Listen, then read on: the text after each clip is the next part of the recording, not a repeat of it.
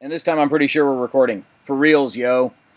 Welcome to another fun-filled, I don't know, 90-ish minutes or so of dragging up the past. Uh, we keep throwing out guesstimations, and 90 minutes seems to be the most accurate. So, Jim, how are you this evening? Well, I'm fabulous. It's a steamy night, at least as we're recording here in the Brew City. How are you doing? We are equally steamy down here in Oak City. Although we're an hour ahead of you, so I'm hoping the steam is starting to dissipate. Um, the we have a bit of a steampunk-ish looking cover on this particular episode, but that's not why we grabbed this issue. I shall explain when we get to the appropriate article, but there is in fact a reason why we have this particular issue of Dragon Magazine on this particular day, and we'll get there shortly. But in the meantime, we're still in double digits.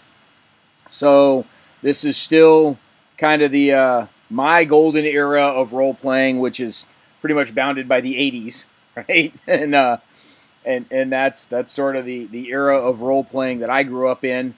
I know you're probably about 5 years ahead of me, huh?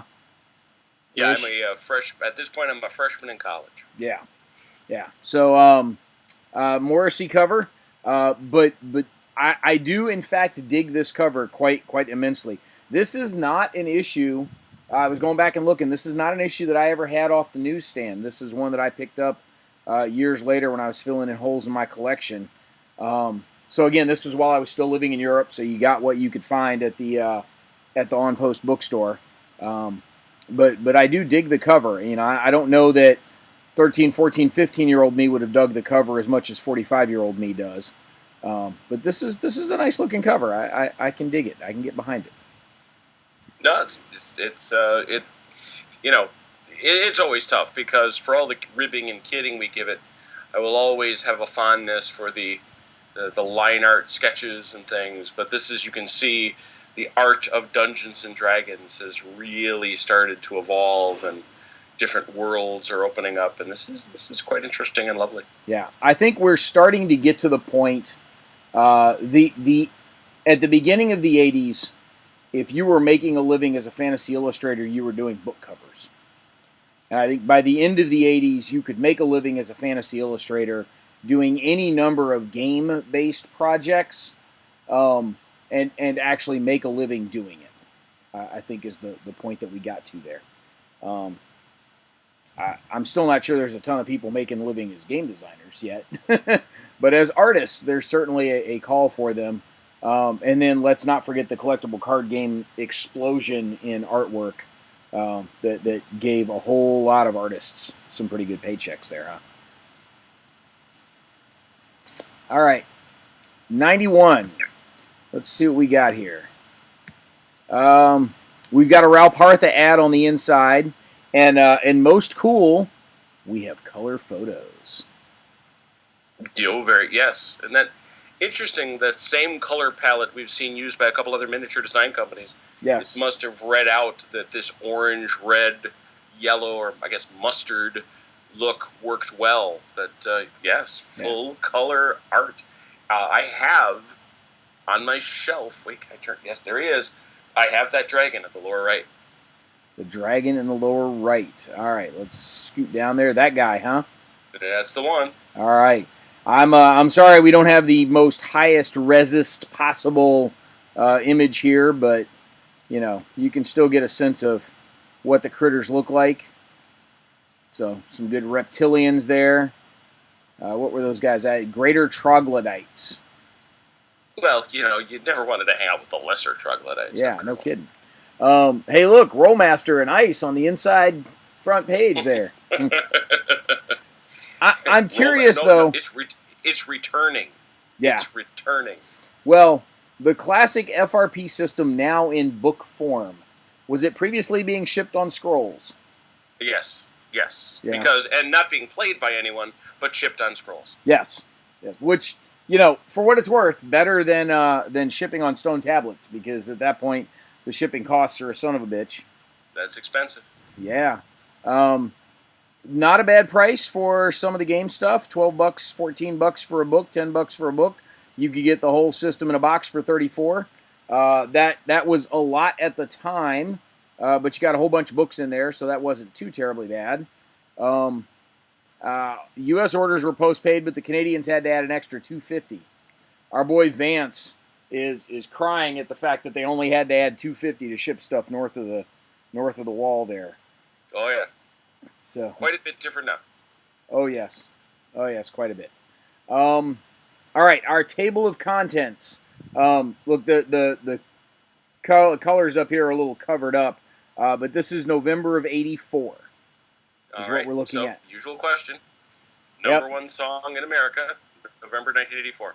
November of '84. So, When Doves Cry has already dropped off of number one because that was earlier in the summer, but the Purple Rain soundtrack was still going nuts. So there's a possibility it could be Let's Go Crazy from Prince. Because I think Purple Rain, the single, was the next year. Is Let's Go Crazy even in the top 10? It is not. In fact, Purple Rain is very, very close to the very top. Okay. It is not at the top. It is not at the top. Okay, so Let's Go Crazy must have been a little earlier in the year than I'm remembering. Because When Doves Cry was over the summer of '84.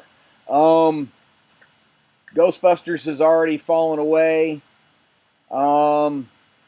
End of '84. It's probably gonna be like something by Wham.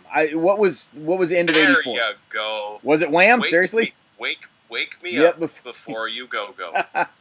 I know Careless Whisper was the number one song for all of '85. But there you have it. All right, so Wham at the end of '84. Of note, I mentioned the Ghostbusters video. My wife was reading a thing. There's a new Maroon 5 video where the camera's going in circles around the lead singer, and every time it pans around towards behind him, there's a different group of women from different walks of life. There's athletes and actresses and whatever else. And my wife was reading something about who the different women were, and it said something about, is this the video with the most number of cameos? And I'm like, you'd have to count them up for Ghostbusters, right? Well, there's a lot in there for sure. Yes, there are. So, but yeah, Ghostbusters was earlier in the summer because the summer of '84 was the Great Europe Road Trip with Family Guillory around Europe, where we managed to make it to Venice, to Pisa and Florence and Siena, and a brief stay in Marseille before heading up to Lyon, and then a week in Paris. It was a hell of a summer driving around Europe. The week in Paris was quite awesome. Multiple trips to the Invalides, which is an excellent military museum, and kind of noodling around Paris, and then on back home through the Black Forest. So it was a good summer, but lots of American Top 40 that summer, because that's what we could get on the radio wherever we were driving around. And this was a rough year in movies, I gotta say.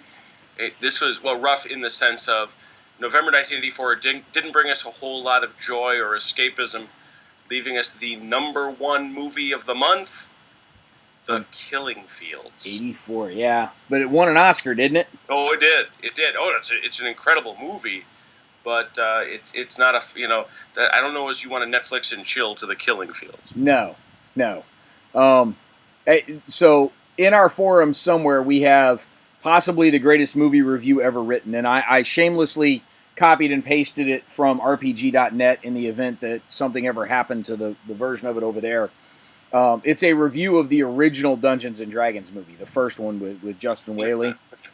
Well, so the movie is not good. And let's get that out of the way up front. But the assertion on the part of the review is a movie does not have to be good in order for it to be fun, nor does it have to be fun in order for it to be good. And he's, Schindler's List and Sophie's Choice are good, but they are not fun, right? Right. Krull is not fun, but it is good, or it's not good, but it is fun, Cloak and Dagger was not a good movie, but it was fun. Fair enough. The Killing Fields is good, but it is not fun. So, Megaforce was neither, It's so funny you say that. I just had a Megaforce conversation on another podcast I Really? introduced them to the glory of Barry Bostwick in a skin-tight spandex onesie and a nigh luminescent blue headband. And riding literally a crotch rocket. Yes. Yes. All right, so our special attraction, we have a storehouse of new magic items, so we will get a check out of those. The Corey Stroh revealed. A big omission from Monster Manual 2. I think Gary was just making up names at that point. We've got some realistic vital stats. Another ecology article we'll skip right over. The 9 Hells Revisited. Somebody's been hanging out at work with me. That's We got Top Secret. The Rune and the Dragon. The Butler didn't do it. We've got an Ares section in here, so we've got a variety of things. Here we go. Dean Morrissey as our cover artist. Fantastic naval technology. A ship that looks like it could fly even better than it floats. And that's what it did. So, letters. Do we even want to mess with the letters? Is there something in here that caught your eye that you want to play with? just trying to take a quick peek here. Somebody you want to bat around rhetorically again after the last time when you decided to poke some letter fun at people? I didn't notice anything leaping up because, frankly, there's nothing written by Gary Gygax, which always will get my attention. Well, I will say this. This spread right here is exhibiting a shocking lack of layout disasters. Yes. In part because it's not like full color where we have obvious white boxes everywhere. But by and large, this is a solid bit of layout given the technology at the time. And it appears that they've actually decided to have somebody other than high school juniors doing their layout for them. We have a continuation of the letters page. These were always fun, the circulation statements. Yep.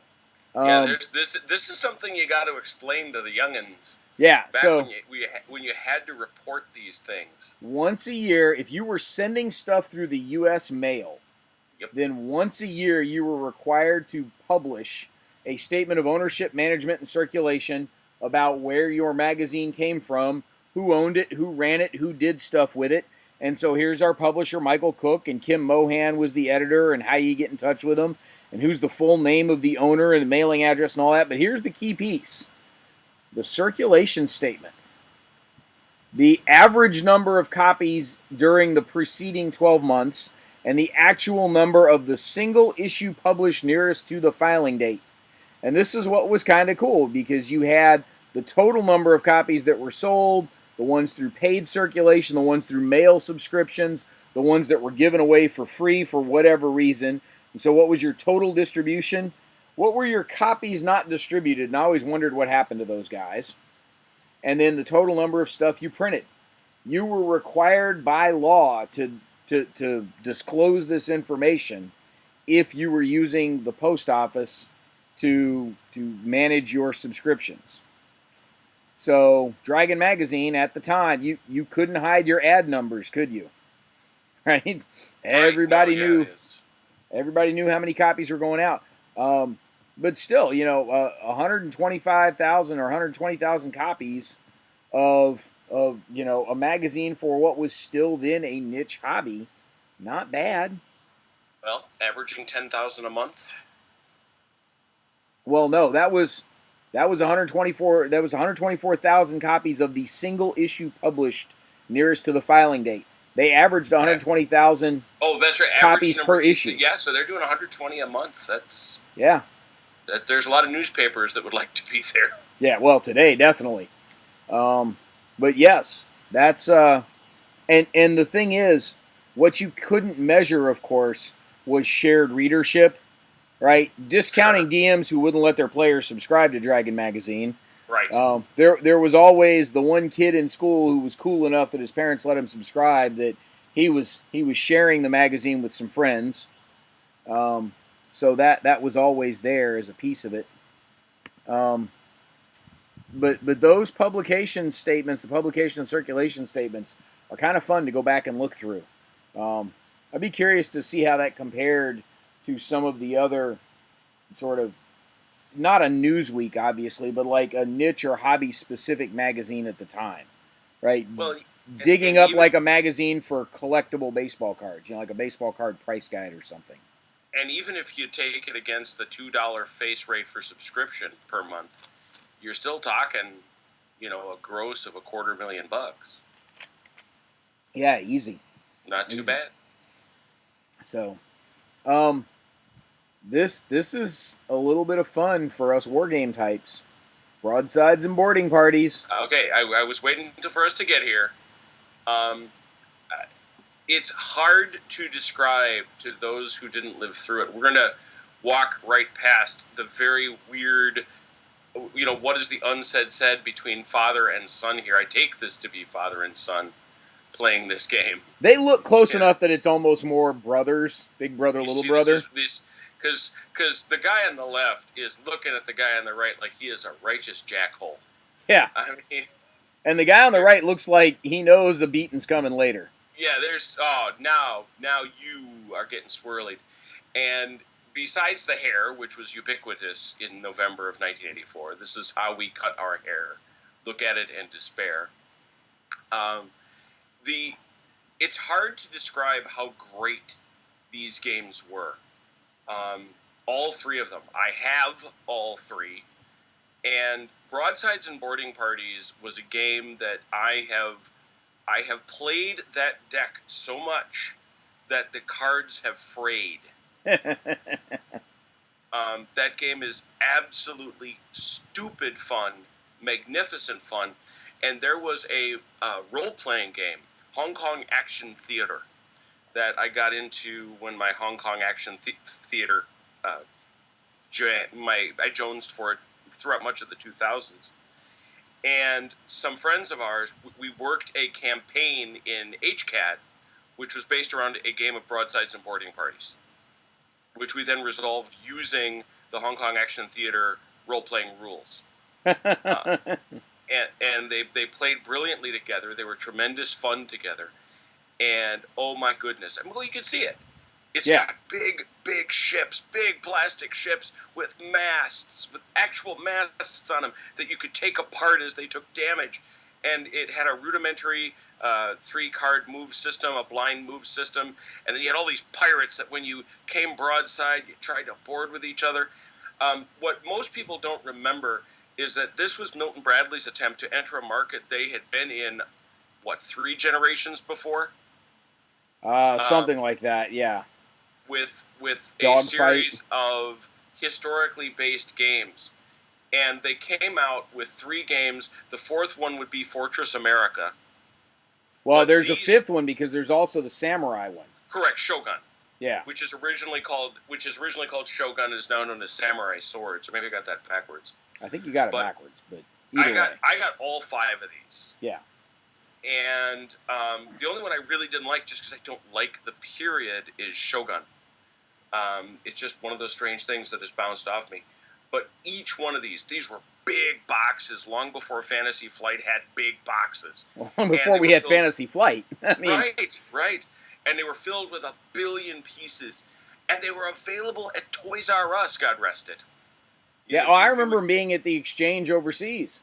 And you could get these at retail. And these are decent. Every one of them is a decent war game. You could say what you want as an allies, and I'll probably agree with 95% of it. But the fact is, for an entry-level board game, why wouldn't you play it? It's an absolute classic. It's a fun game. Fortress America, even in its reboot, a classic. Conquest of the Empire, also rebooted with a slightly better game, although a very different game, by Martin Wallace inside it. Great game. But for me, Broadsides and Boarding Parties was the best. Yeah. Well, and A&A and Conquest of the Empire and Shogun, and to a lesser extent Fortress America, these were all sort of let's upgrade Risk, right? Because unless you were already in the wargaming hobby, the only 2 things you were going to find that were remotely wargame-ish were Risk and Stratego, and there's plenty broken about both of them. The best you could do with either of those is to put the Stratego pieces on the Risk map and go for it. But they put sensible upgrades in place to the basic risk paradigm that most of your friends were familiar with just growing up because that's all they had. So it was a way to migrate them away from idiotic, mindless dice chucking like Risk into something that you actually had to think about and plan ahead while playing. And it's amazing when you go through our generation and basically our younger siblings, right? My brother and his friends, to go through that generation and how many of them their on ramp to wargaming was one of these boxes. Right. So. No, and they are each deserved classics. And the one thing I will say about them, it is very rare to find any of these original boxes in good condition because we played the heck out of them. Yeah. These were not collectibles that just sat on a shelf. These got put to use. These were toys and games in one. And frankly, if you said, "Hey, do you want to play any one of these games today?" my answer would be yes. Oh yeah. I think that's true of anyone of our generation. I will tell you, one of the other reasons I think this is a big brother, little brother dynamic is not just the look on the face. The little brother is clearly attempting to overcompensate with that mustache. Oh my goodness, yeah. Well, neither of them, either of them got mustaches that, quite frankly, you put a little milk on them, you can let the cat lick them off. Yeah. I mean, the big brother is growing the mustache because he's the cool high school senior. The little brother is growing the mustache just because he doesn't want to be left behind. Yeah, wispy mustaches, yeah. Yep. All right, there's our forum. Okay, we'll come back around. Thieves Guild, because sometimes it pays to play the bad guys. So, yeah, the Game Lords had their Thieves Guild stuff that they were running around in, and basically it was a role-playing game where you were supposed to be the bad guys, just like it says. We've seen ads about this before. And quite frankly, it was basically a D&D campaign for thieves. Whatever other cosmetic rules changes they made to say, look, we care about the thieves, you could have done everything that thing did with just the D&D rules. I don't know, though, that we had this desire to do thieves until Arnold Schwarzenegger picked up a sword. Yeah, that could be. I mean, look at the aesthetic here. Yeah. Now, again, for folks who have grown up with Lord of the Rings has been around forever, right? And The Hobbit has been around forever. That, we're going on 10, 15 years of Harry Potter and The Hobbit being in the movie theaters. Sure. The early 80s late night cable TV classics of Excalibur, Sword and the Sorcerer, Hawk the Slayer, the first two Conan flicks with Arnold. That was our fantasy on TV, right? I mean, that's as close as we were ever going to get. So none of those really prominently featured a thief-like character as a big deal. They certainly had some floating around in there, but they weren't the big deal that Thieves Guild's trying to make them be here. Right. So, all right, the Corey reveal. Look, this is Gary writing, so we're going to go pay some attention to it. But Gary, nobody cares. Yeah. How could a demon as huge as the Corey Stroh be missing? Let me tell you, cares. If we took a poll of, if we go put on InWorld or RPG.net or the Piazza, if we put a poll out there today that said, have you ever heard of the Corey Stroh? I'll bet we go a week before we get a yes. Much less somebody that could tell us what it is. Even if we said there is a character, a creature in Advanced Dungeons & Dragons known as the Corey Stroh, what is it? Yeah. And how many people would come up with Major Demon? Now, look, there's a lot of people that will. I'm not saying that. But the idea that this is the same as the other demons that inhabit some of those books, that's crazy talk. And for Gary to sit back and go, how could he be missing? Gary, sir. Yeah. The way he's missing is nobody cared. That's really what it comes down to, isn't it? Right. It's like, how is he missing? It's because no one noticed he was there in the first place. Yeah. No one noticed. Now, again, we're talking about missing from Monster Manual 2. So at this point, we've already had the Monster Manual, and we've already had the Fiend Folio before we got around to Monster Manual 2. So on top of all the adventure-specific stuff that was floating around out there, if you didn't make the Monster Manual, and you didn't make the Fiend Folio, and you weren't one of the legendary creatures that showed up in Deities and Demigods, and you weren't in a specific adventure, you just weren't that important. Right. I mean, you just weren't. We're just sorry.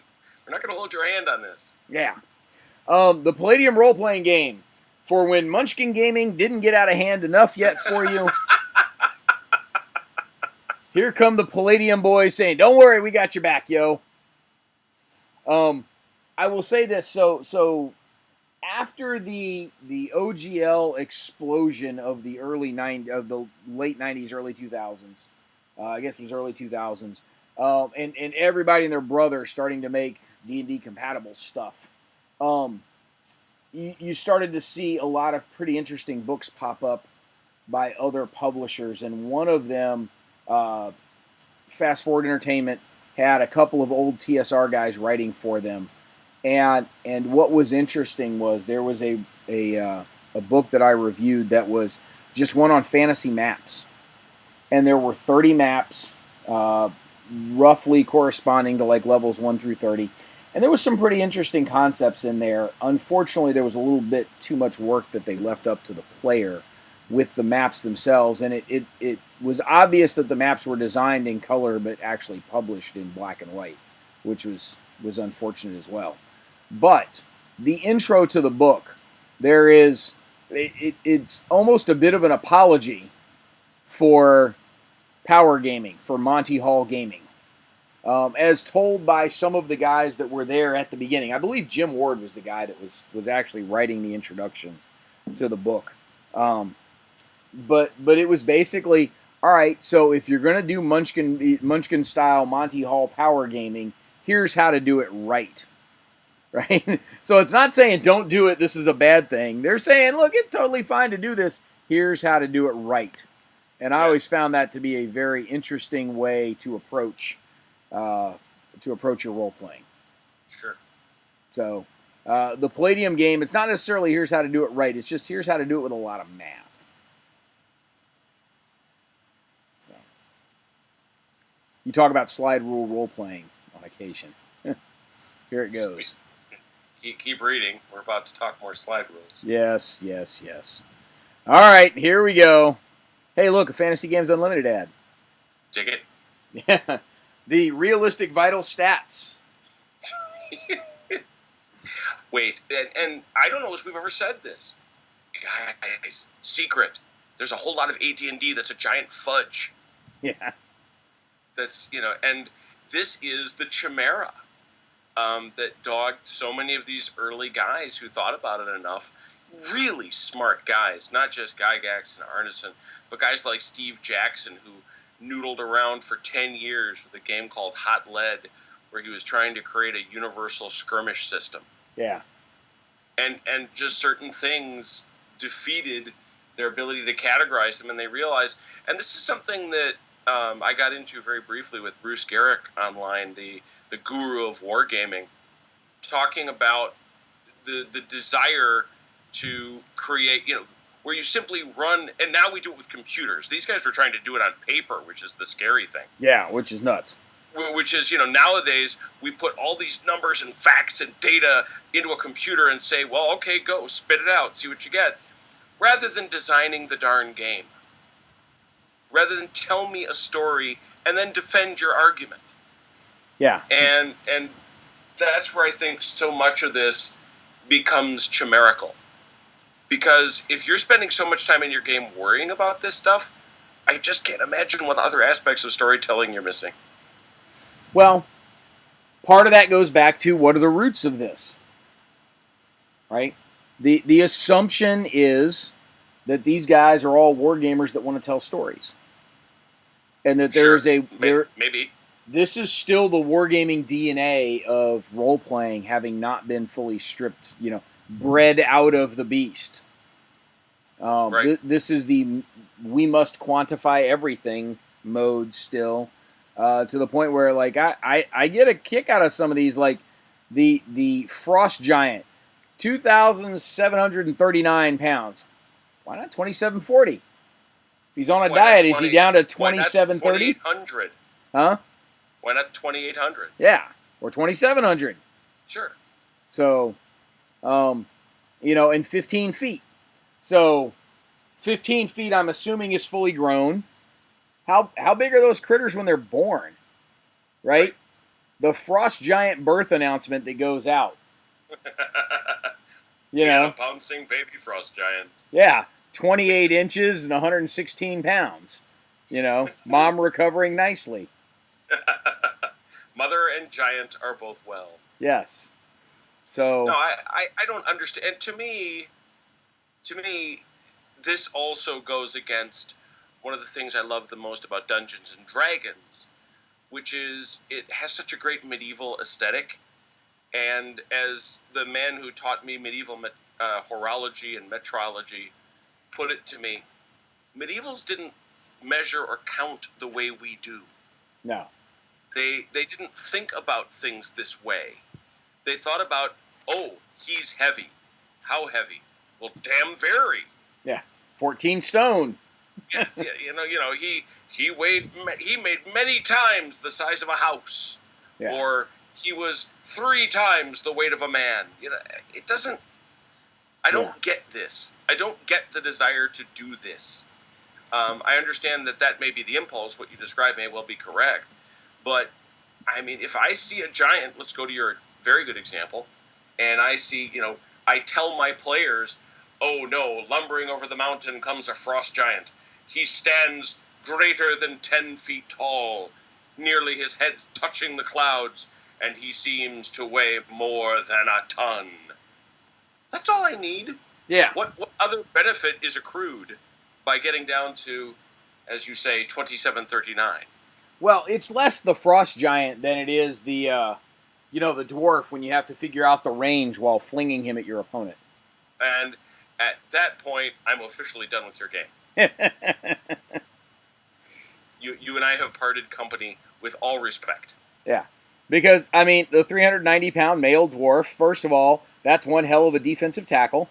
Second of all, you need some significant Frost Giant strength to be flinging a dwarf at somebody and actually accomplish anything there, don't you?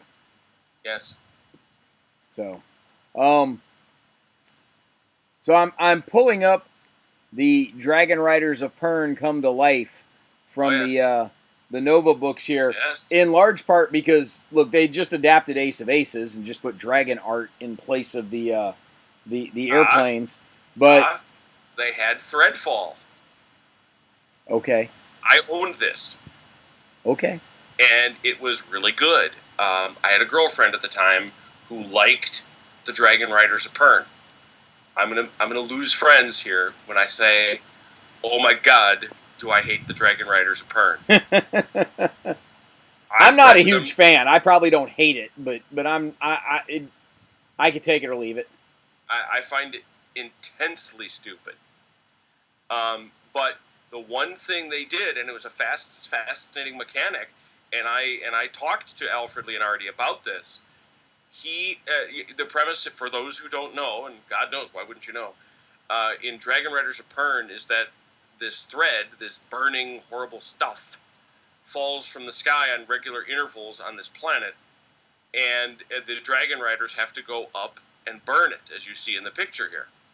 Well, the game, which, as you correctly say, is based on their World War I air combat game, in that game, the purpose is to shoot each other. In this game, it is to cooperatively shoot down thread.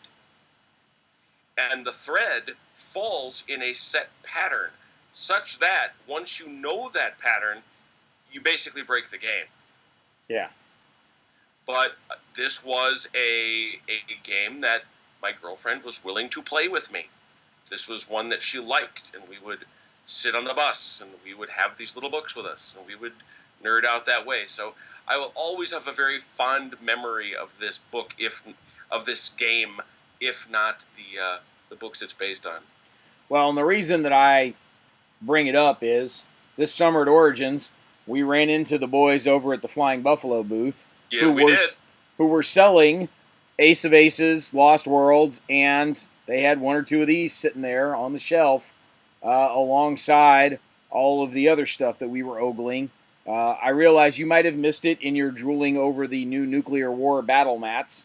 I was. But they did, in fact, have a pretty reasonably good collection of the first-person, the original first-person shooter books of Lost Worlds and Ace of Aces and Dragonriders of Pern.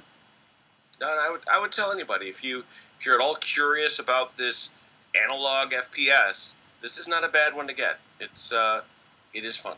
Yeah. All right, more vital stats. Here we go. Character weight by height. Great. Yeah, just in case you needed to know. I'm feeling my game, because just notice how long this article goes on. Oh yeah. Oh, we still got ways to go. There we go. Now we're getting to the. We blow right past the window on Jaroon. We're past the Sky Realms of Jaroon ads at this point. We're now into the window on Jaroon ads. Yes. Which were essentially, what kind of crazy crap can we draw to where people would think we were on LSD when we were designing this? I mean, really, that's, if you ever looked through a Jaroon book, that's essentially what it was. It was, okay, we don't want any elves, dwarves, hobbits, anything you've ever seen in any kind of movie anywhere, so let's just make some wacky shit up so that when Pan's Labyrinth comes out later, people don't think we're the weird ones. Right. Right. That was what the point of Jaroon was. Guillermo del Toro is subscribing. Yeah. Well, and the ridiculous part about all that is, it's not like Talislanta wasn't already doing that. We didn't need Jaroon to do this when we had Talislanta to do it for us. Yes. So, all right. So here we are. We're still going through. A further roll of 2 on a D3 indicates that he is 2% taller than average. His strength score gives him an additional 6% of height for a total of 8%. In round figures, then, he will be 68 inches tall, a respectable height for a half-orc. If anything about a half-orc can be called respectable. He will weigh 148 pounds. He is a 68-inch male. Times 1.1, he is half-orc, with additional modifiers for strength and individual variation. Yep. Boy, oh boy, having a good time creating my character. This fleshes me out, I gotta say. Yeah. All right, are we asleep at this point? Just right there. Hargor's case was relatively complicated. Tables were consulted 7 times, and random numbers generated 5. Hey, I'm having fun. How about you? Meaning, to get his height and weight, you consulted 7 tables and rolled 5 sets of dice. A comparable case using the tables in the DM's guide requires 6 to 8 consultations of tables. So we've cut that down, right?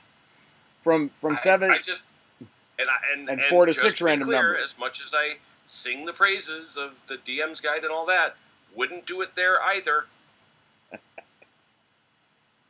You sure? Yes. It would come down to, all right, you're an orc. How tall are orcs? I don't know. How tall do you think they are?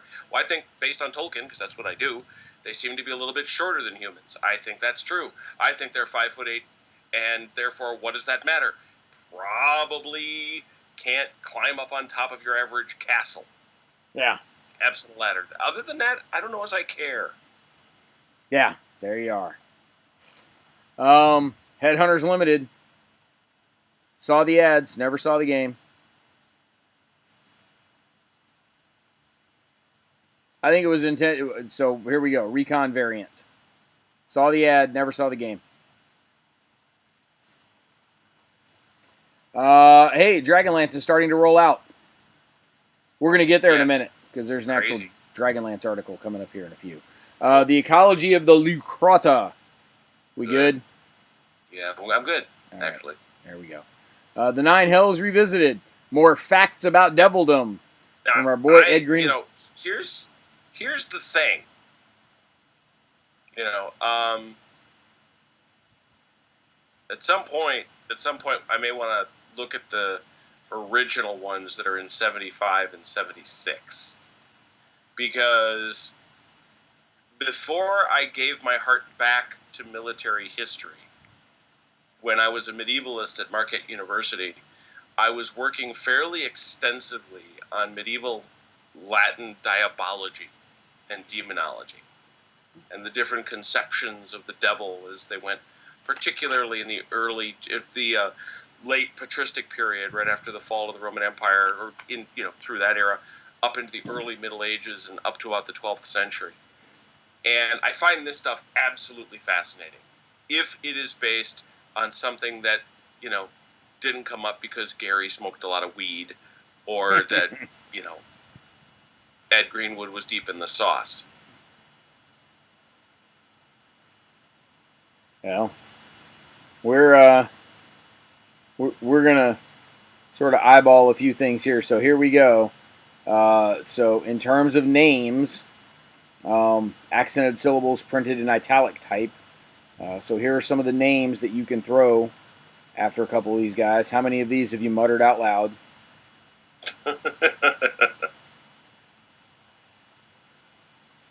See, I'm a little disappointed that they're putting it as Baal. I've always been a Baal guy. Yeah. Well, if you're that pissed, take your Baal and go home. That's right. Why is it Goap as opposed to Gope? You're going to have to explain yourself, other than the habits of devils, I suppose. Next time we find Sir Greenwood, you can ask him. I will, yes. You just know the last one was snickered at by many a 13-year-old boy, right?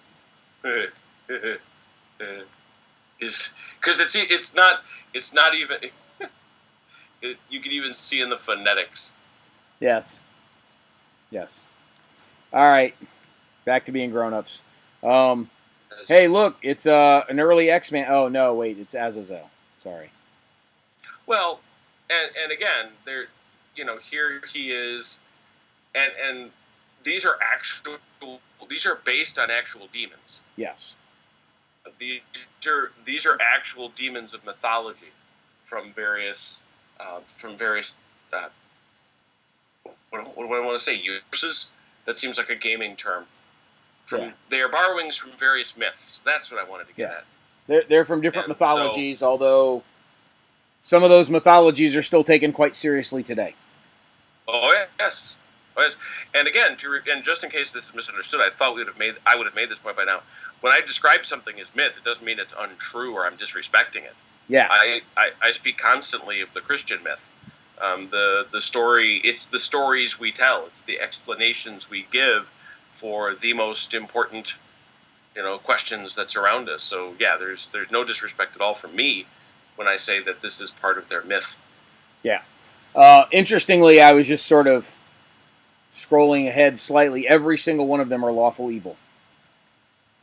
Devils will tend to be. Yes. A firm believer in the hierarchy. That's right. They exist in a hierarchy. That's the point. Yes.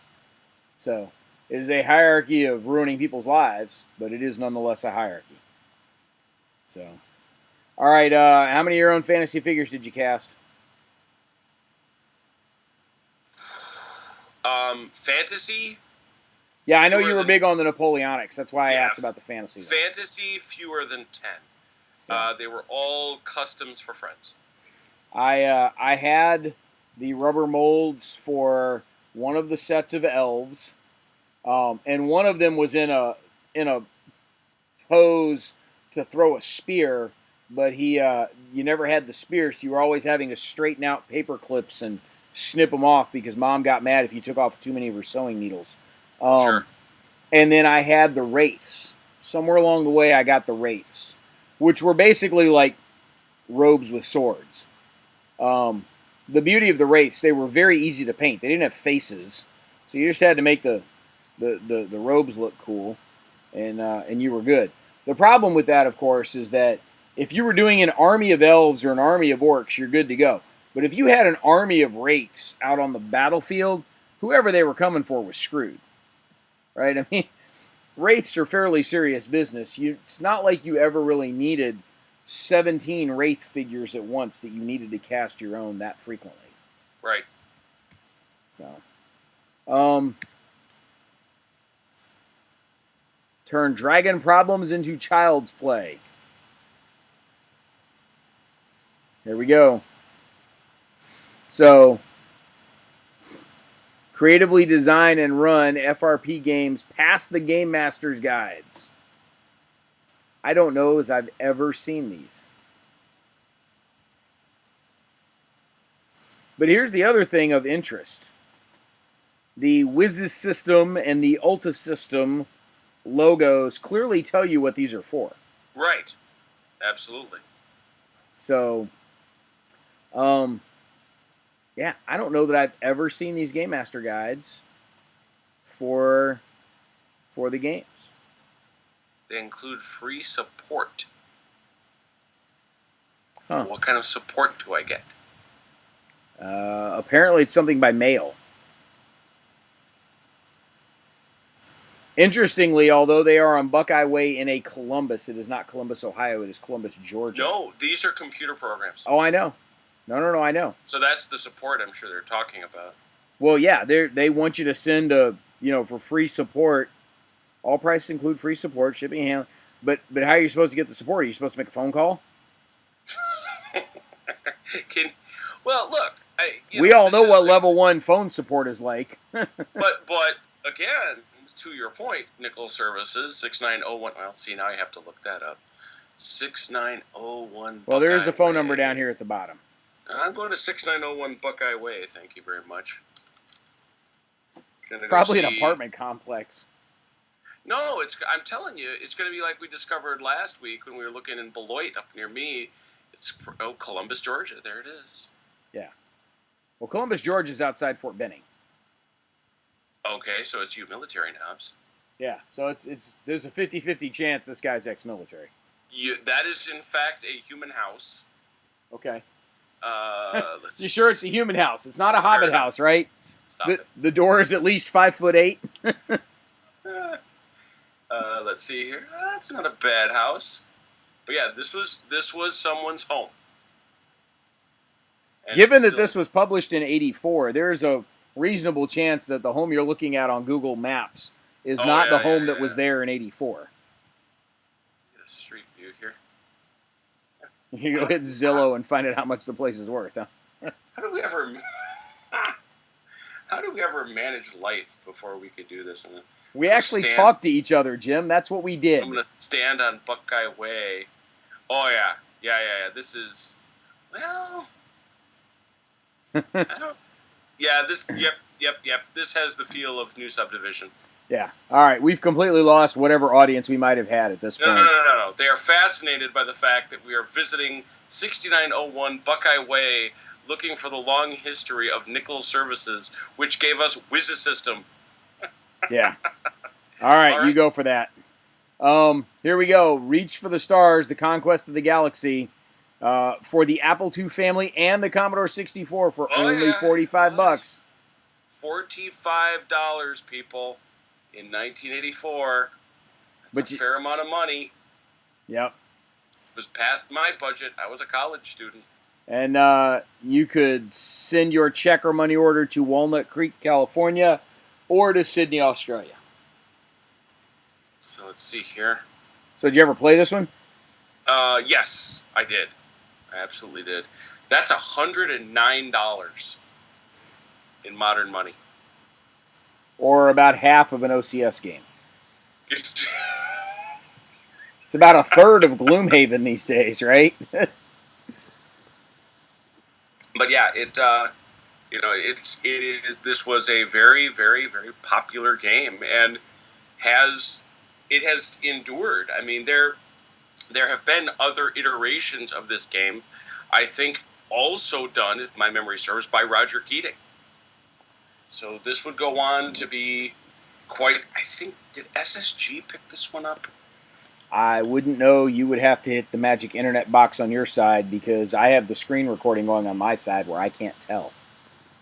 Yeah, no. I am going to keep moving, though, just so that we can... Yep, nope, and there it is. It was written by Roger Keating and Ian Trout of SSG. There it is. All right. Yep. And then they went, version 3 became a DOS port. And yeah, that's that. So its last So iteration still would have been around. the one, 4th edition. So yeah, no, this one became quite the legend. All right, so here we have another worthwhile piece of artwork. Not a back of the binder 5th grade pencil sketch, but somebody that actually looks intentionally proportioned. Hey, look, Fantasy Games Unlimited ad. They take it, and now they're selling Cyworld. Yeah. Okay, and you always have to do this because it was always tougher when it was our age. Look to the left. The mapping system? No, you have mischaracterized it. Take it back. It's the ideal mapping system. Yeah. Exclamation mark, flip to the line below it with no capitalization. Yes. Yes, that was somebody cutting and pasting words together off of a typewriter. Oh, so good. All right. Set 3, the companion rules from the BECMI series.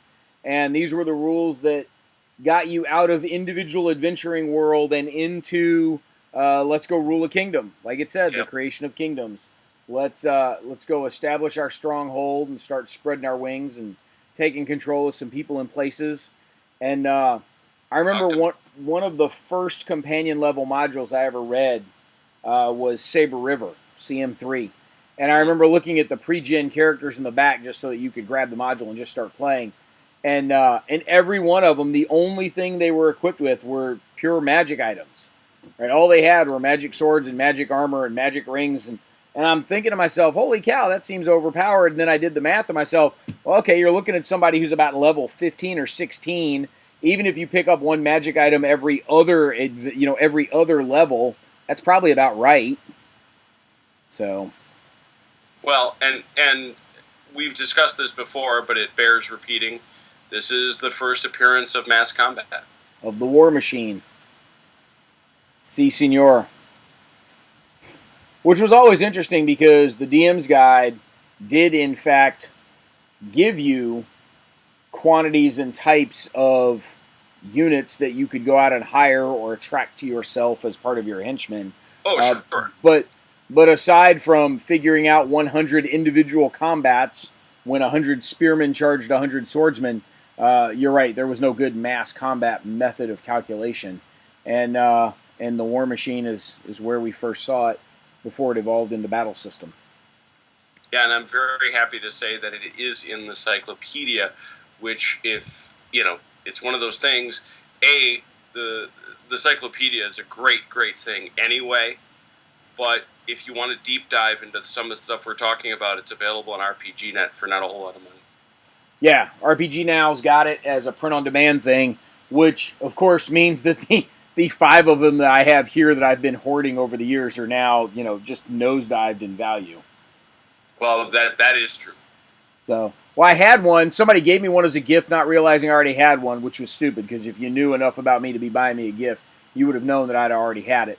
And then I picked up the others at used bookstores. Whenever I saw one for like $5 or less, I'm like, ooh, give me that, put it in the box. And hoarded them for a while. Here you go, the Armory paint chart. Oh yeah, hey! You can actually match your paint these days. This is what we did, and we would. I don't gotta tell you that we fussed about what's the best Prussian blue, or what. Now for me, it was always obviously historical uniforms. Come on, man, the Prussians wore purple. You know it. I know it. Doug knows it. The Prussians were purple. That there are purple Prussians. That is what is known. But no, it is absolutely one of those things that is hard to describe, because we would get these Osprey books, which would have these beautiful color plates, never of quite of the unit that we wanted, but always close enough. Because it was close enough, and then we would fight about the color. Yeah. Let's go see where you're. There are no Wisconsin stores listed here, mon ami. Which, yeah, I know, and I absolutely know that you could get Armory paints from Cudahy News and Hobby, one of my favorite shops, as well as the Great Napoleons. And not to mention, let's give them all the respect in the world, the Last Square in Madison, Wisconsin. Yeah. Well, and still, we've... Which is the only one of the 3 that's still there. we've looked at a couple of these ads before, but again, it is worth mentioning. Campaign headquarters is still on East Little Creek Road in Norfolk. Huzzah. Yes, we are, 30-something years later, and campaign headquarters is still there. So, 8 devilish questions with answers that. Go ahead, I'm going to let you say it. That's devilish. It's actually, I believe it is devilish.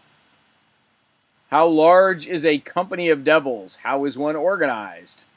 Right? The company of devils is the standard military unit in the Hells and consists of 333 devils of the specific type in question. That is a big-ass company relative to a military unit. He's basing it on Roman companies. Yes, I get that. Even then, that was a big-ass company. Well, it's the cohort, right? Yes. So. And to your earlier point, I'm kind of curious how he introduces this. Okay. So, and this is Ed talking, okay? Yes. Why does he not include Satan Lucifer? It's because he didn't. Nobody more powerful than Asmodeus. I'm just reading through the article. I'm just curious, can you slay devils? But the only reason I went through all of this is to make the point, just take at the third column on the far right, near the top, the first full paragraph. There are thus 300, quote, line troops, end quote, 30 cohorts, and 3 akrabars, plus a commander in the average company. You are making that up. Oh, yeah. You are not basing that on anything. Just before anybody starts arguing with me about what it is or should not be, it's like, no.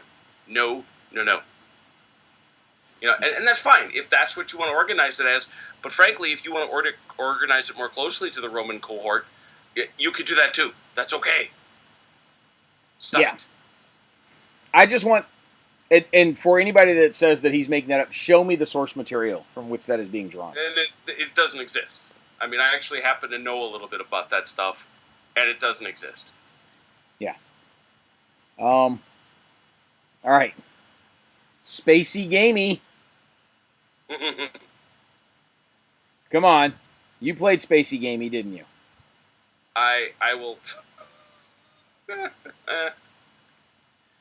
I mean, you look at games like this, and you say, first of all, what are you doing? What are you trying to get a piece of? Oh, and by the way, it was play tested for over 4 years. Yeah. But we know what they're trying to do. You know what they're trying to build.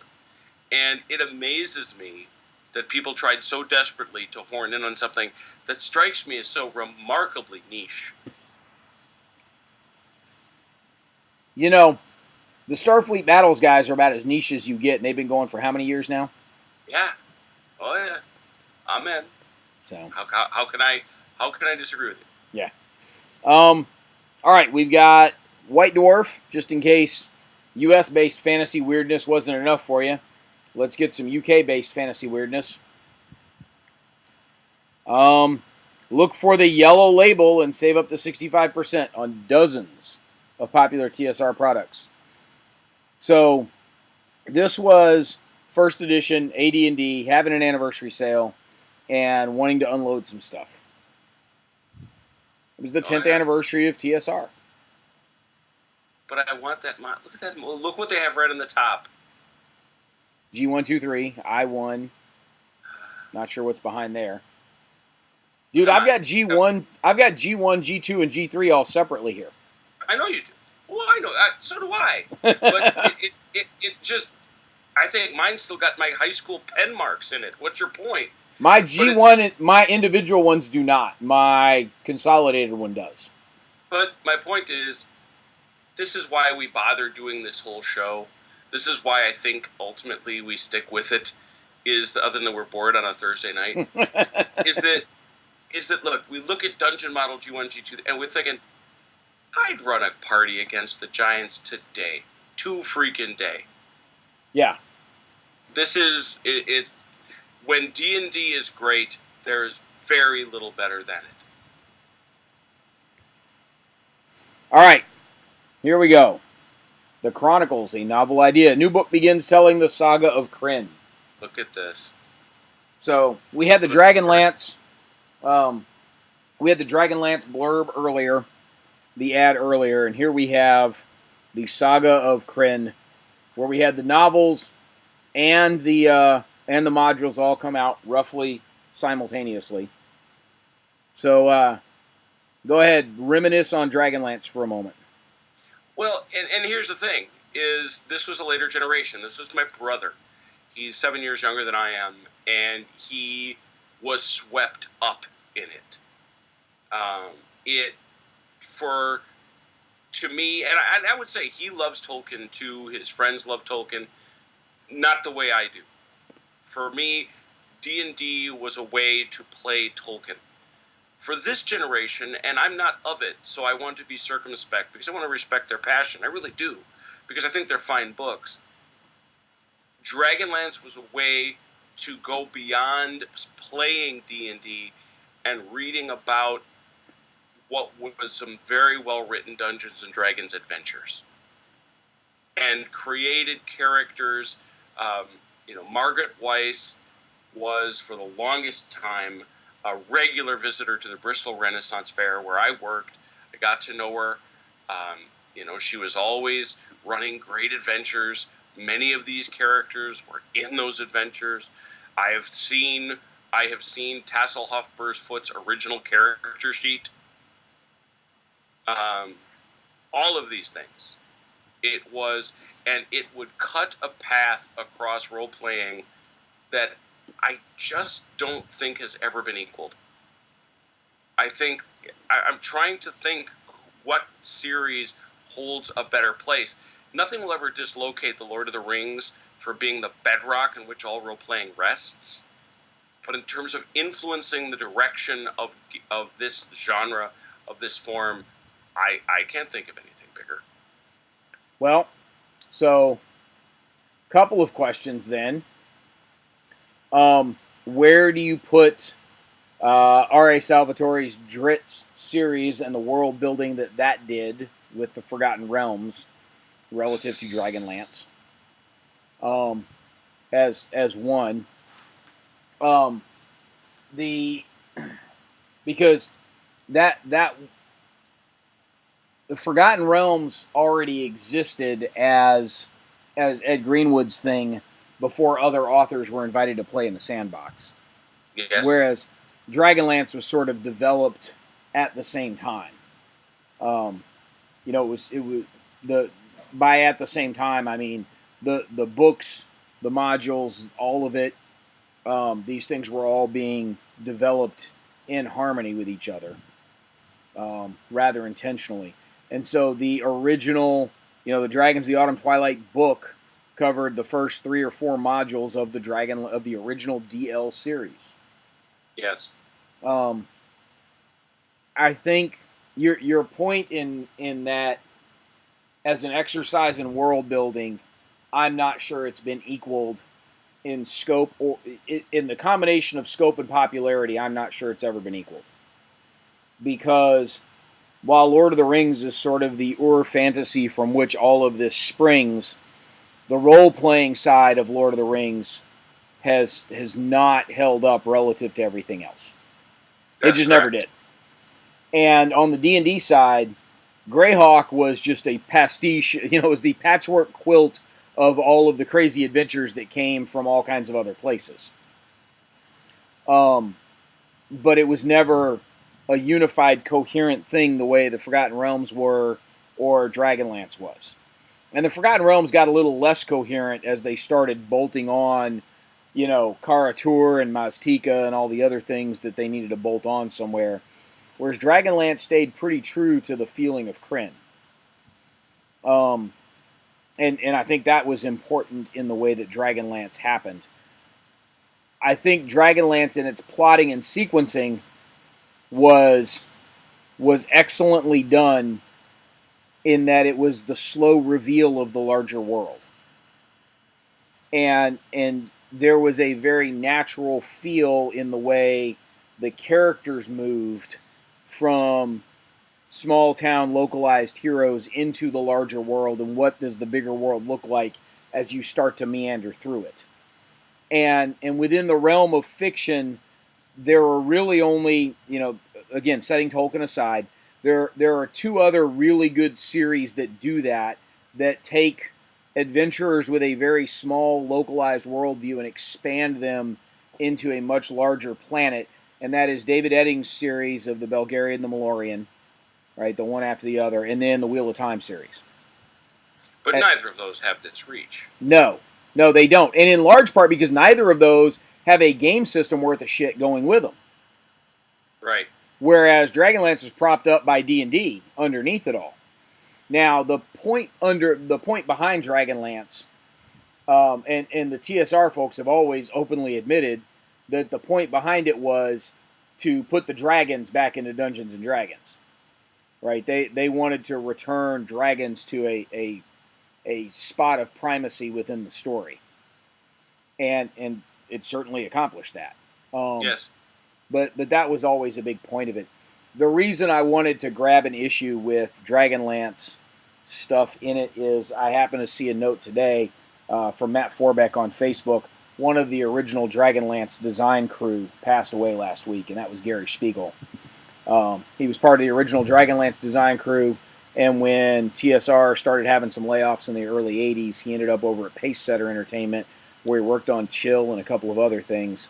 But our boy Gary passed on about a week and a half ago now, and he was part of the old Dragonlance design team that kicked off this series around this time. Wow. So that's why I wanted to grab something that had early Dragonlance stuff in it, was to be able to bring up a mention of Gary. We've lost another one of our earlier designers. We're starting to run out of them, which is a little unfortunate. But yeah, late November, TSR released the first book in a special fantasy trilogy. How many books are we up to in the Dragonlance series at this point, right? It's got to be 40 or 50. I should think. Easy. And so the Dragonlance modules have already been out, at least the first 2 or 3, because DL 1 and 2 were out by the end of the summer of '84. I'm not sure how quickly 3 and 4 were released. I played them all the way through 6 consecutively. After that, the party kind of broke up because people's dads were getting reassigned, and so the party kind of broke up after that. But I did play the first handful straight through. So there are parts where there were, you couldn't just use the book as a spoiler for the modules. You had to actually play them. Absolutely. So, all right. Our gaming convention calendar, we make fun of this thing on a regular basis, so we'll sort of skip through it. Feudal Lords, the original medieval PBM of economic development, military conquest, and political intrigue. That's so great. Not the one that Doug would have played because they're growing wheat. Yes. So, the game is processed entirely by computer for fast, accurate, and impartial results. Which makes you wonder about the lack of impartiality on the part of all those other PBMs. So, armies may move by land or sea, limited only by the extent of the Lord's political influence, so no aerial movement. Sorry, guys. 2-page computer printout details each turn's economic results and reports all major battles fought, minor battles not included.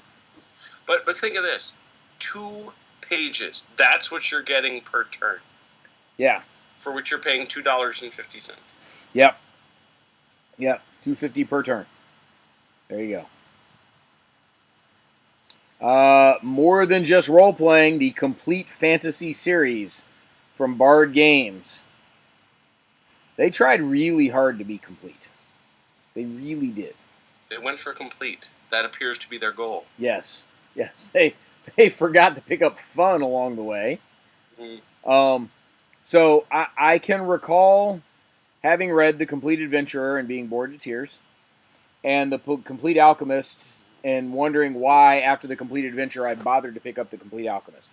I don't know that I ever saw the Complete Spellcaster. Not sure I would have missed it. But I certainly never saw any of the Atlantean trilogy. I don't suppose you ever did you?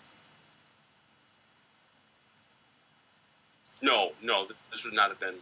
I know of these things. I've certainly seen them, but never drew my attention or interest. Here we go. Sleuth Publications, Inc. Sherlock Holmes, consulting detective.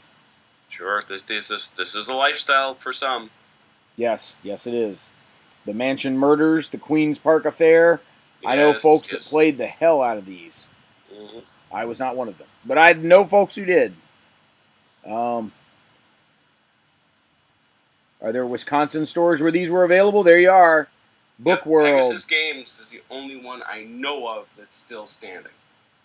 The Galaxy. The Mid-Wisconsin Hobby Center. Because if there's a store name that'll get me excited, that's it. Mid-Wisconsin. And Marshfield is very much Mid-Wisconsin, I'll say that. Yeah. I'm just looking to see where any of the Ohio ones were there. Any Louisiana ones. Elliot's Bookshop, I know where that is. I bought my copy of the SPI had Sniper, and then they had the Special Forces supplement to Sniper that was like the expansion module. Bought my copy at Elliot's Bookshop there on Village Square. Village Square.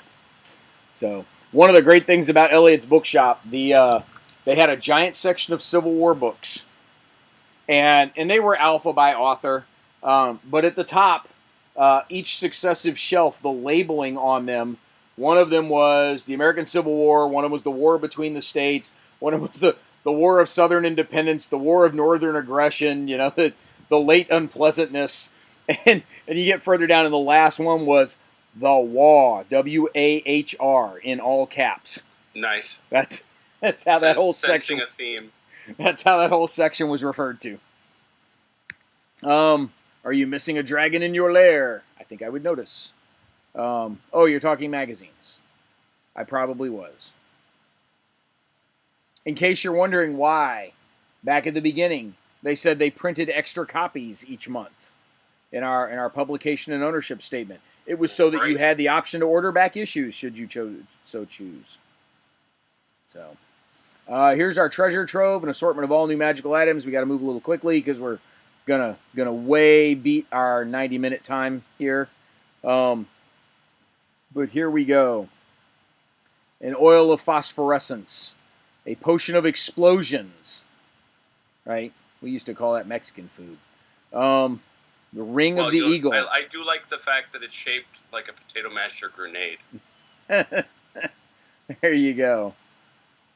Appears to be like any other drinkable fluid. It is not meant to be consumed. So it is, in fact, a grenade. Yes. All right. We're making grenades. We could have just called them Molotov cocktails. These swords. We have the Demon Bane, in case you run across pages 42 to 48 or something. The Sword of Assassination. The Sword of Cowardice. Also known as the Sword of Brave Sir Robin. The Arrow of Charming. The Arrow of Charming has got to be a Cupid riff, doesn't it? Based on the picture of it, I'm saying so. Yeah, I'm thinking there's item made by the Clerics of Aphrodite. And we move on. All right. You know what, though? Hold on. We're coming back to this. All right. The feelings of the charmed figure will develop quickly into infatuation and then love if the one who fired the missile is of the same race or species and the opposite sex. Uh-oh. That's of its time. Yes, it is. All right, the Censor of Thaumaturgy. That's your cue, Jim. Take it away. I mean, it's typically 75% being typical, made of electrum, but any precious metal. Why? Always ask yourself with a magic item, what's it for? What did a bunch of guys sitting in their mom's basement figure out that would be a sweet item to have? Right? Yeah. And what's this thing for? Well, in this case, it's to give Ed Greenwood yet another publication credit, because I'm not sure he had enough in this issue. The high-level effect of the censor's magic will give any spell cast the range, duration, and effectiveness that would be afforded to a magic user of 18th level, but does not allow the casting of any spell the caster did not already possess. So if you've got the time to light up your hookah here, then it's a spell amp. Yeah, you can shoot the hell out of some magic missiles at people. It's a spell amp. Yeah. Sure. So, all right. The Necklace of Bad Taste.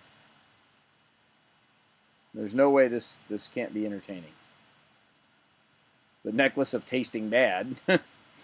Appears to be a magical necklace of unspecified nature. Until fastened around someone's neck, then it causes the wearer to emit a terrible odor from his skin. There you go. One wonders how this would interact with the Arrow of Charming. Well, if I'm charmed by you, I don't want to eat you, so probably not a problem. No, I got that. But if I am charmed by you, do I suddenly find your bad odor to, in fact, be a pleasing odor to my nose, unlike everyone else's? I think logic would dictate. You know, when did logic ever really matter? Right. All right. Here's our swords. There's Demon Bane, the Sword of Assassination, which disappointingly doesn't quite look like one of the daggers that would have been shoved in Julius Caesar. Right. The Sword of Cowardice doesn't look at all like something brave Sir Robin would be carrying around. All right. A big episode. Yeah. RuneQuest minis for Ral Partha. All right, we're going to keep moving. Spy's Advice. Cleaning up some top secret game queries. Right. Just in case you had questions. Do the agents in assassination have a license to kill? If so, if they do, there should never be a police investigation, correct? Local law enforcement. Well, James Bond finds that out himself. Yes, he does. In Live and Let Die. Yeah. Here we go. First World, science fiction fantasy war game that allows role-playing. It's play-by-mail, but it allows for some role-playing. One wonders how. Yeah. I'm going to move off of that. Here are our boys at Pace Setter, which is where our departed friend Gary Spiegel ended up. But there is Time Master, the role-playing game. In Delavan, Wisconsin. Look at that. Have you ever flipped through Time Master? Yes. And? Another attempt at a generic role-playing game that ultimately doesn't work once you get gunpowder involved. Yeah. And that's generally the shtick, isn't it? As soon as gunpowder gets involved, right? It all goes. You can't make a lot of sense of the guys that don't have it. Yeah. We call them cannon fodder. Yes. So the Russians figured that out on the Eastern Front. But I think that is true of a great many games that attempt to be universal. Is that as soon as gunpowder shows up, it kind of falls apart. The only way in which I've ever found that makes that make any sense at all is to simply treat gunpowder as another magic effect. Right, but then it can't be efficient. No, not well. All right. Rapham still sending things to Canadians and telling Americans to go kiss off, hosers. But they're giving people names at this point. Digger the Thief, Pinhead the Assassin, right? Lord Gort, Scary Mary. They want you to let your imagination loose, but they're going to name the characters for you. Right. Okay. Whatever works. Here are our coming attractions from TSR. Crystal Death, model IJ3. Yes, in fact, we had an Indiana Jones role-playing game. Oh, of course we did. And it wasn't nearly as good as Mercenary Spies and Private Eyes or any number of other pulp era role playing. In fact, if you wanted to do Indiana Jones right, you would have made Savage Worlds. Right. So. Right, because that's it was built for it. Yes. But again, if you can see now that at this point, our dear friends at TSR are licensing things like Willy-Nilly Crazy People, including Conan Against Darkness. Yes, which I will say this: they had the good sense to not create a separate Conan game, right? They just they put Conan modules in the D&D rules and called it good, right? Which is what they should have done all along, and in fact, they did. But then they licensed 2001: A Space Odyssey for Star Frontiers, which is a weird concept. And there's your Saber River, CM3. Yes, quite an excellent game. And then Marvel Heroes is out doing their thing with the Lone Wolves module.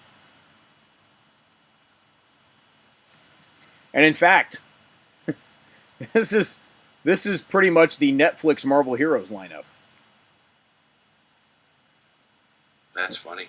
I mean, you back out Black Widow right there, but Daredevil, Power Man, and Iron Fist. Yes. You've got 3 of the 4 street heroes.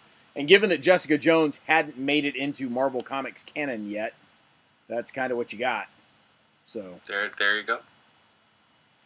I just happened to notice that. That's actually kind of fascinating. All right, so here's our Ares section. Again, they're still trying to keep the spirit of the existence of Ares as a separate magazine alive. But just take a look at these articles. Yeah. And you could tell it's a lot of nonsense. Oh yeah, they're stretching. They are absolutely stretching. There's Gamma World, really? Yeah, because what we really needed for Gamma World was an equipment list. Right. And then you're going to also tell me Marvel superheroes. And I get the point, but again, of the Marvel universe for their game, yeah, like you say, they're stretching, and this is not Ares. No, this is not Ares, which was a magazine of sci-fi gaming. Yeah, and that's not what's actually going on here. And look, what tells you everything you need to know about that is announcements right here. The Marvel file has become the most popular feature in the entire Ares section, judging from our mail. Well, there you go. And that's fine. That's fine. I'm glad they could sell something because it's about selling copies. But if I were an Ares subscriber and you were sending this to me, I might have been mad at you. So you were mad? That's accurate. I might have memories of this time. Yeah. So we have a traveler language chart, that languages you would have picked up during your career. To the best of my knowledge, none of these would have killed you. But I wouldn't put it past Traveler to do so. Day of the Juggernaut, Star Frontiers Nighthawk scenario. Star Frontiers wasn't a half-bad sci-fi role-playing game. I actually enjoyed it. It wasn't the greatest world-building out there, but it was a fun game if you had a halfway decent DM. Nighthawks, I never really quite got the point of. I got that people wanted to be able to do space combat, but there were other better games for space combat out there. But again, look at the stats and you know exactly what's going on here. Yeah. You're maneuvering characters. You're maneuvering ships that are pretending that they're characters. Yes. Yes, absolutely. No. You're 100% right. And that's, look, you're looking at it right there. All right, let's move our way through this. There's the Marvel file. Hey, look, Cloak and Dagger. I have heard that the TV show, the new TV show, isn't half bad. I have yet to see it. It's clobbering time. There was the Marvel Superheroes. That's the first edition game. That's not the reboot of the game. Careers in Star Law. Uh-huh. Just in case you really, really, really wanted to play Police Robot L from Star Crash and get your Texas accent going on. So, I take it you know the reference. I do. Yes. You and maybe one other person in the audience ever will get that reference. For the longest time, the entire movie was actually available on YouTube. I do not know if it still is. Don't leave home without them. There's your new equipment for Gamma World. Let's take a brief layout nerd pause here. We're back to white boxes, people. We're back to white boxes. We've done so good through this episode, through this issue. Now we're back to white boxes. Come on, folks. I will say this. GDW had the good sense to put the Traveler ad in the Ares section, so that was smart of them. They didn't put it with the Traveler pages. RPGA. How many years were you a member of the RPGA? Just out of curiosity. A little over 15, I think. Yeah. I never actually got around to joining. Really? Never did. Roll Aids. Decent modules, worst series name ever. Come on, guys. They didn't know. I mean, if you're going to make a pun, there are better puns to be made. I'm just curious what stores they had it available at.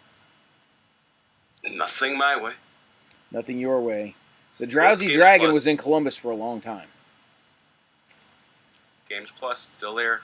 Yeah. Flying the flag. Of interest, I am curious how many of these game stores are on the same page with the Armory's game stores. On the same page, like, you know, as you're looking for the different stores around the country, you know, how much overlap is there among the stores that show up in all the magazine ads? Right. Here's some fiction. Looks cool. We're moving past it. We're kind of late in the episode already. Hey, look, Fantasy Games Unlimited ads. Daredevils. Which is Indiana Jones as an FGU game. And again, just to say it, and I'll say it as many times as I have to, if you want to play this, play Savage Worlds. Yeah. So Shogun, not the big box game from Milton Bradley, but based on James Clavell's book. I played this game. I owned it. I don't anymore. This is as good an example as I can think of. It's interesting because when we started out, we talked about the Milton Bradley games and how great they were. This is an example of how much better games are today. Yeah. This game could not be made today without being laughed out of the industry. Yeah. Yeah. You know, the quality here was so poor. The presentation was so weak. If you're going to do a lightly themed card game, which is what this is, you just can't pull this off. It is one of the great things that has come to gaming, board gaming as we know it, that nonsense like this wouldn't be tolerated.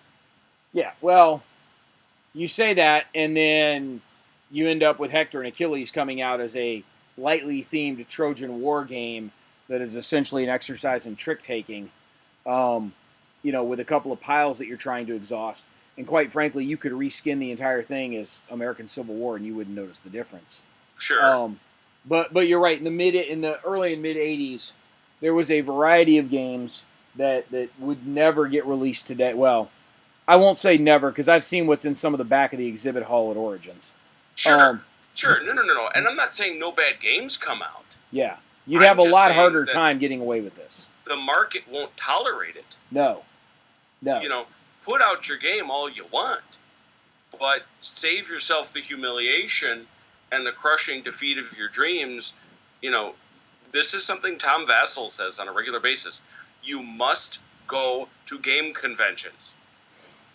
You must walk around and see what is being marketed. Yeah.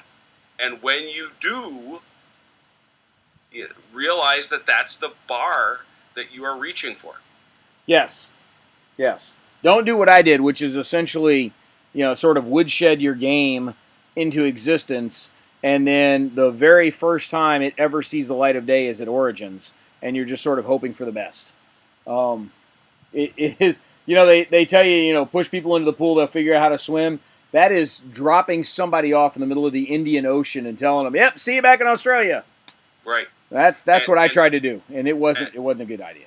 And these days, putting it in front of people that have seen a lot of games. Yes. And let them tell you everything that is wrong with it. Yet another service the GrogHeads provide. There you go. Mysterious Adventures in Role-Playing. So this is This is cool. We need to sort of crack some tough nuts, right? What are some adventures that that allow you to actually solve mysteries in a role playing game? And so, Mercenary Spies and Private Eyes obviously does that. Our good buddy Michael Stackpole. We've got Death in Dunwich. Ed Wimble. Yeah. There you go. The wargamer himself, Ed Wimble. Yep. By Theater of the Mind Enterprises, no less. Yes. Hey, check it out. The Evolved Tribes of Crane. Advertisement here. I wonder if we're still second in popularity to Tribes of Crane. Gangbusters. The evolution of the one we discussed in the last. Great game. Always enjoyed it. D&D poster sold only at Sears. There we go. Kid. Can you imagine you could market that? That was a thing. Well, that was back when we used to, like, our Christmas wish lists came out of the Sears catalog. Yeah. And not, a wish list that was clicked on through Amazon. The great Larry Elmore. Just amazing. Yes. Hey, look, Fantasy Games Unlimited ad. This was the third of the Villains and Vigilantes pieces of artwork in the ads. The original one was the dude, the very V-shaped dude flying through the air. And then the next one was the guy with the short, close-cropped hair, kind of the electro guy. And now we have Nunchuck Girl, or whatever the heck she is. I remember these very specifically because you got so used to seeing Flying V-Dude that when the guy with the short hair showed up, you're like, oh, wow, they finally got a new piece of artwork. And then when she showed up, you're thinking, wow, they're finally spreading their wings. So, here's our gamer's guide. Lots of weirdness.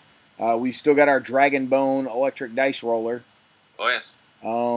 You can still get some T-shirts and some other wackiness back here. The Tin Soldier ads, I think those ran back here in the Gamer's Guide for 30 years.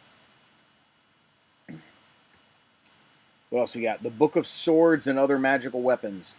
Interestingly enough, does that typography not look an awful lot like the Fred Saberhagen books? It does. That's funny. You think that was licensed? I'm going to go out on a limb and say probably not. I'm going to say doubt it. I can't believe it would. I don't think, Lore Masters, though, I'll say no. Say no. I'm going to go with no. I'm going to go, if it had been, they'd have made a bigger deal out of the Fred Saberhagen tie. There you go, yeah. The Endless Quest books, of note, they are coming back. Yes. Matt Forbeck's got his proofs back from the publisher, and they're expected to be in stores near you within the next couple of months, and I think it's cool as hell. My son and I absolutely love The Wizard of Firetop Mountain on the PC from one of these creatures. So that was Steve Jackson. That was yes, UK Steve Jackson. No, it was not, that's right, but the same principle. Same principle. Well, so the Warlock Firetop Mountain and the other fighting fantasy game books were as much game as they were choose your own adventure, because you had to actually play part of the event in order to determine where you were going. You weren't just making decisions. That's true. Right? The Endless Quest books were a legit fantasy choose your own adventure.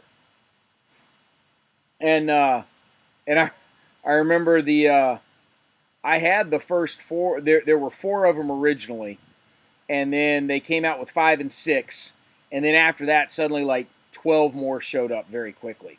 I have the first 4, and I have, I think, number 6. And I got like none of the others, but I've got a whole bunch of the Lone Wolf and Cub books, which were the same principle. A little more game in there than just choose your own adventure, and a whole bunch of the original choose your own adventure books I've still got laying around here, along with some of the original Zork books, which were old choose your own adventures. But it's nice to see TSR's bringing back WotC is bringing back TSR's Endless Quest series. That's kind of cool. That is cool. There's our Indiana Jones game ad. Hey, look, Wormy's around. And there's some dragon mirth. So the picture has ghosts. You're the great necromancer. Fix it.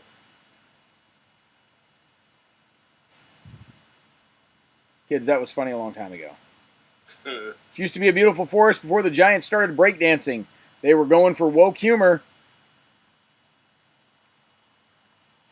Breakdancing was the new fad thing back then. Right? With breaking and Beat Street hitting the big screen.